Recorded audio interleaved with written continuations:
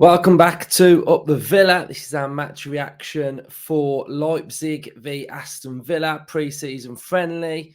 Leipzig 2, Aston Villa 0. And the game was ruined by Diego Carlos, basically. Absolutely ruined. Really frustrating doing this match reaction straight after the game. So very, very early.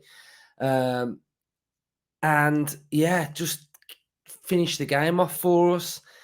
Frustrating. It was finished the game off for us because we was literally already 2-0 down. But, you won 11v11 and we weren't able to finish the game with 11v11, which meant Villa had 10 men, which meant that partnerships and whatever we wanted to do, bring personnel on, keep our shape, play the game that we want to try and play, possession-based football. It just meant ultimately that for 45 minutes that we had to just sit back behind the ball, defend, and just really frustrating that's the momentum of the game, basically, especially in the second half.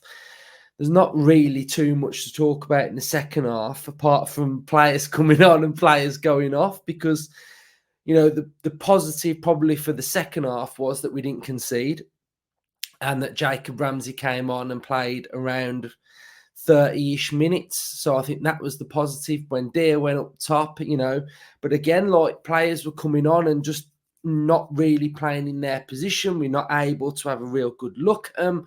We're not able to sort of get some patterns going because we were down to 10 men. So let's get into it then. So we started the game. With this lineup. This is how we started the game. Olsen, Cash, Carlos, Pau, Digne, Onana, Barkley, Rogers, McGinn, Ealing Jr. and Bailey. And as you can see, it was the same formation. I really wanted to have a good look at how we set up, but it was generally the same formation as normal. Although we were a little bit more wider with Ealing Jr. on that left-hand side. Bailey had the width. So it was more of a standard 4-4-2. It wasn't as much of McGinn dropping, sort of Ealing Jr. coming in and Digne. It was more of a standard 4-4-2. So that was the general shape that we had. One thing that I've noticed with our midfield too so far in pre-season is that they're pretty compact and pretty central. I think last season we were looking more like a double pivot, whereas with Onana and Barkley, we've been pretty central, pretty narrow, pretty together and pretty compact. So that's how we lined up. But from the first half, there was a lack of cohesion from Villa, a lack of tempo, a lack of partnerships. It was just very flat. We were giving the ball away quite a lot again. Rogers was isolated. We were offside quite a few times. Ealing Jr. was isolated. Onana was getting in and around things quite a lot. Pau was our best player from that first half as well. But yeah, not too much to sort of highlight from a Villa point of view. Openda was causing us numerous problems. We had decent amounts of possession in our 4-4-2 shape. We were looking to get Bailey on the counter a couple of times as well. He looked a little bit of a threat as well. But all in all, we didn't really offer too much. Openda got in behind Bailey. And then from that, we gave the ball away. Olsen gave the ball to Barkley. Barkley took a touch, dwelled on it, and we conceded from that moment. So it was a Barkley mistake that gave the ball away to start with, and they went 1-0 up. And then this is where we started to just, I don't know what Carlos was doing, to be honest. He the ball was on the left-hand side, out of shot. Carlos just barged into Openda. Openda went down, and then they started to have a little bit of needle, a little bit of niggle, and they both got a yellow card from that moment on. We had a couple more good balls. Pau put a good ball into Digne, and Rogers just couldn't convert. We won a corner, and then Leipzig scored again. It was down that left-hand side. Ball came into Carlos. Carlos couldn't clear it. Sort of took a bit of a ricochet, and Openda scored. Openda went up to Olsen and gave him a little bit of something, a little bit of a chat. Unnecessary, really, from Openda. But I guess there was that confrontation earlier. And then Carlos sort of grabs him and pulls him down, and then he gets sent off. So it was really unnecessary. It wasn't needed. It's not warranted in a friendly. Just play the game and just get on with it, and just no need for it. And it was just really frustrating from a Villa fan's point of view that we're down to 10 men and just game done, basically. We're not going to get back into it. We're down to 10 men.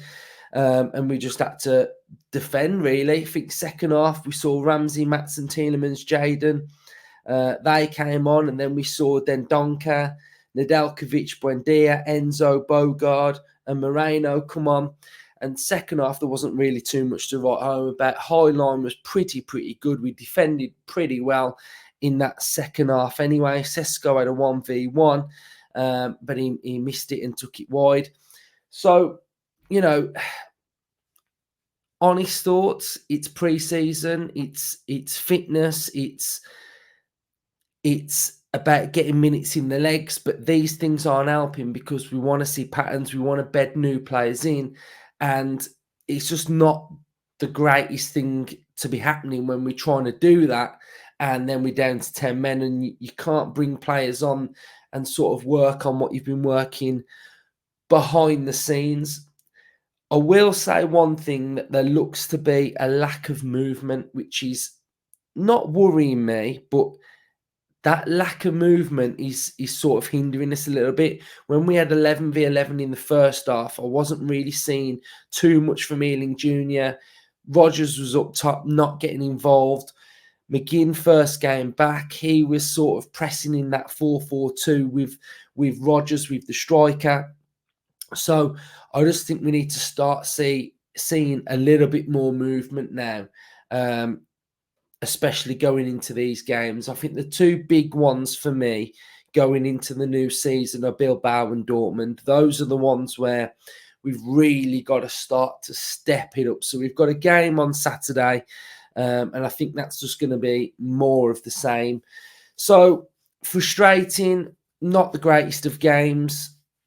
Not really too much to say. Like I say, it's pre-season. We could lose all our games and then go and just absolutely tear it up in the Premier League. So I'm not really worried too much, but I just think I'd like to see a little bit more movement within the side as well.